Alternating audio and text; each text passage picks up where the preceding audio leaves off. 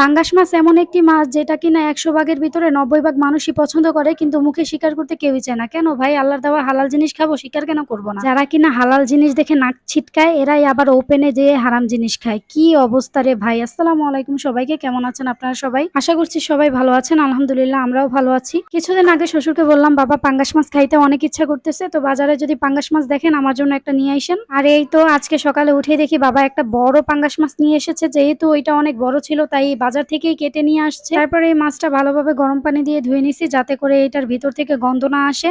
এই তো এখানে আমি ভালোভাবে মসলা মিশিয়ে নিলাম মাছটা ভাজার জন্য। এই মাছটা একদম কড়া করে না ভাজলে আমার আবার খেতে ভালো লাগে না। আপনারা কারা কারা এই পাঙ্গাস মাছটা খেতে ভালোবাসেন আর কারা কারা একদমই পছন্দ করেন না অবশ্যই কমেন্ট করে বলে যাবেন। আর যারা কিনা এই মাছটা একদমই পছন্দ করেন না তাদেরকে বলবো একটাবার এইভাবে রান্না করে খেয়ে দেখেন। আমার মনে হয় মাংসের চেয়েও বেশি ভালো লাগে ভাই, আমার তো খুব পছন্দ।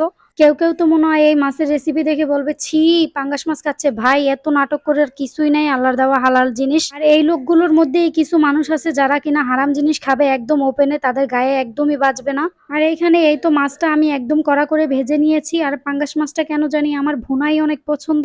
তারপর রান্নার জন্য পেঁয়াজটা দিয়ে ভালোভাবে ভেজে নেব। এখানে আদা রসুন জিরার গুঁড়া ও ধনিয়ার গুঁড়া দিয়ে একটু ভালোভাবে নেড়ে নিলাম। আর এইখানে আমি অল্প একটু পানি দিয়ে নিলাম যাতে এগুলো পুড়ে না যায়। তারপর এখানে দিয়ে নিলাম হলুদ ও মরিচের গুঁড়া। এখন এটা ভালোভাবে নেড়েচেড়ে কষিয়ে নিতে হবে যাতে এখান থেকে কোনো মশলার গন্ধ না আসে। এই তো আমার কষানো হয়ে গেছে প্রায়। আর এইখানে আমি অল্পই পানি দিয়ে নেব কারণ মাছটা যেহেতু ভুনা করব আমার বেশি পানির প্রয়োজন নাই। তারপর আমি একটু একটু করে মাছ দিয়ে দিলাম। আর এই মাছটার ভিতরে যেহেতু কাটা থাকে না তাই বাচ্চাদের জন্য খুবই ভালো। আর আমার মনে হয় সব বাচ্চারাই এটা মোটামুটি বেশি পছন্দ করে। আমাদের ঘরেও এই মাছটা সবাই খায় না, শুধু আমি আর আমার ছোট্ট একটা দেবর আছে, আমরা দুইজনই খাই।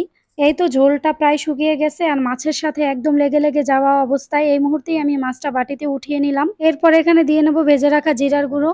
এই তো এখন আমার রান্না পুরো কমপ্লিট হয়ে গেছে। আপনারাও বাসায় এইভাবে ট্রাই করে দেখবেন, খুবই মজা লাগে এইভাবে মাছটি রান্না করলে। দেখতেও কিনা একদম মাংস ভুনার মতনই লাগতেছে। এই তো এখন আমি ঘরে চলে আসছি ললিতাকে খাবার দেওয়ার জন্য। আমি যখন রান্না করতেছিলাম আমার পিছনে পিছনে ঘুরতেছে আর ম্যাও ম্যাও করতেছে যে আমাকে খাবার দাও, আমাকে খাবার দাও। আমি যেহেতু কাজে ছিলাম তাই ওকে দিতে পারি নাই, এখন রান্না শেষ তাই ভাবলাম ওকে আগে খাবারটা দিয়ে নেই এখন। আর এই তো ওকে আমি মুরগির কলিজা ভেঙে দিয়েছি এখানে, ও আবার মুরগির কলিজা ছাড়া কিছুই খায় না।